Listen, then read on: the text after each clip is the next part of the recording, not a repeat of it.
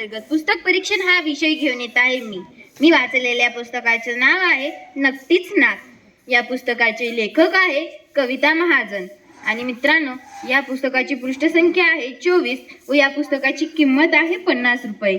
आणि या पुस्तकाचं प्रकाशन आहे रोहन प्रकाशन. मित्रांनो, हा पुस्तक खूपच छान आहे. याचा मुखपृष्ठ बघा किती गमतीदार आहे. या मुलीची नाक बघा किती लांब दिसत आहे. म्हणून मित्रांनो, मला हा पुस्तक वाचावासा वाटला. आणि याच्या मलपृष्ठावर थोडीशी माहिती दिलेली आहे.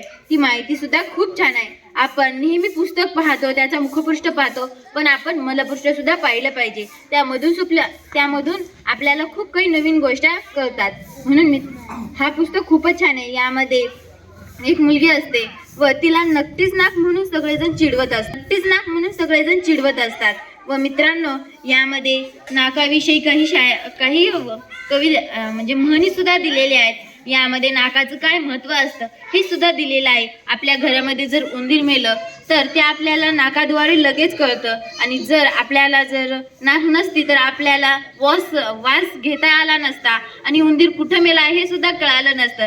त्यामुळे आपल्या घरात रोगराई सुद्धा झाली असती. म्हणून मित्रांनो, आपलं नाक फार महत्त्वाचं आहे. ती रडते तेव्हा त्याची नाक लाल झालेली असते, तेव्हा त्याला सगळेजण नक्कीच नाक म्हणून चिडवत असतात.